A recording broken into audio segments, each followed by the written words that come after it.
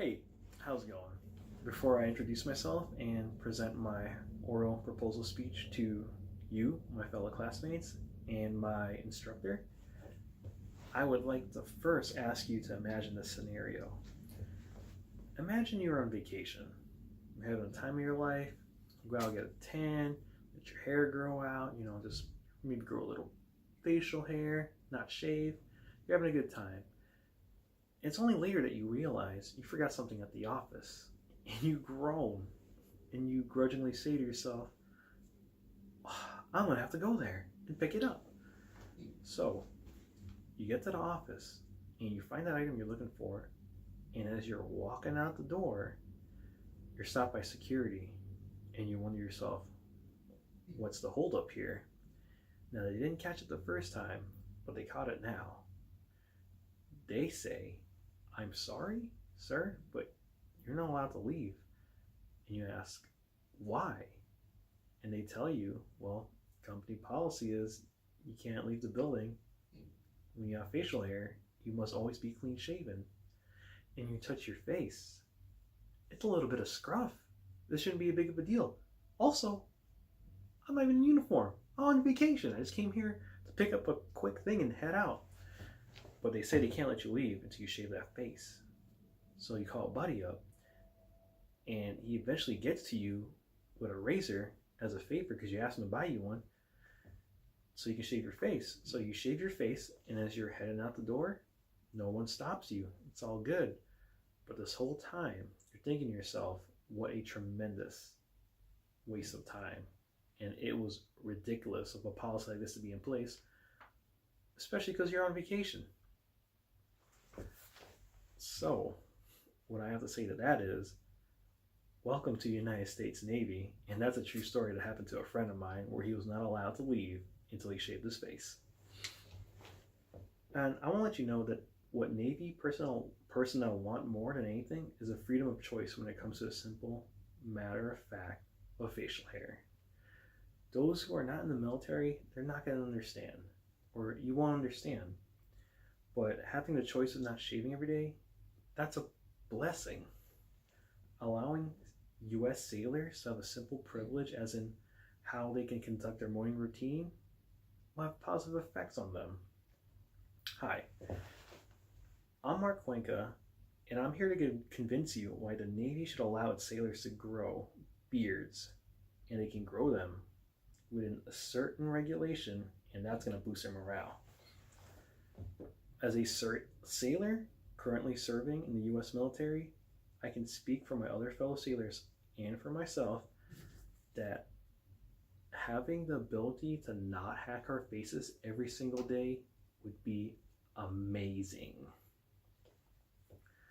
The ability to grow a beard is a decision that everyone has, but yet is still restricted to our U.S. Navy sailors. I'm here to inform you how we can allow beards that stay within a military regulation, how allowing the growth of beards would save the Navy and its sailors money, and how when we are allowed to grow beards, it's going to boost their morale. Big time. Guaranteed. Here is my first point when it comes to beards. According to an article, A Hairy Issue, sailors tell the U.S. Navy, I'm going to quote this, we want beards. And beards were banned in 1984 because the Navy wanted professional-looking sailors who could wear firefighting masks and breathing apparatuses without interference. Now, I'm going to hit you with this. Most definitely, a beard should not cost you your safety. It is not worth it. But this should only apply to sailors who are in warfighting areas where they could be in danger and would require breathing apparatuses. But what about those sailors and personnel who are on shore? They are not regulated breathing apparatuses. So why should we regulate their ability or opportunity to grow a beard? If you don't have a breathing apparatus, I don't see the problem. Now, the second point I'm going to make right here is other military services allow beards as long as they meet a certain criteria and they're under regulation. I'm going to quote this one.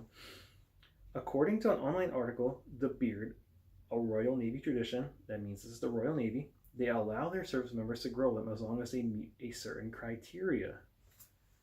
One of them is that the beard must be grown within a certain time frame, and they say this because if you are not able to grow a beard within that time frame, genetically, that means you just can't grow a beard at all.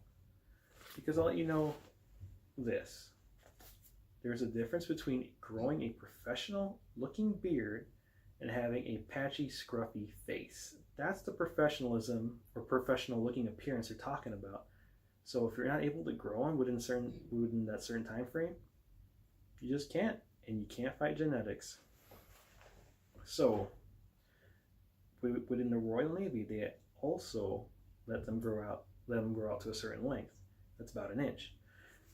The U.S. Navy has a regulation like that, but you are only allowed to grow a 1/4 of an inch of a beard only for medical reasons. So that got me thinking, they're allowed a 1/4 inch of a beard? Why is that? And think about this. If you are allowed a 1/4 inch of a beard, there must be a reason for that. Because that must mean it must be safe for you to have that much length of a beard and have it be safe for you when you're wearing a firefighting apparatus or breathing device. So, are we not allowing U.S. sailors this length because it passes the suitable length for a sailor and it does not compromise their safety in the work environment? Think about it. So, I'm going to follow up with that with talking about how allowing these regulated beards for all our sailors can help save the Navy money. And this is something I really believe in. Being in the Navy has taught me two things. There's a lot of us and we use up a lot of supply. So think about this. If there are more than 2,000 sailors on an aircraft carrier, and let's say a package of razors goes about $10, that's about $20,000.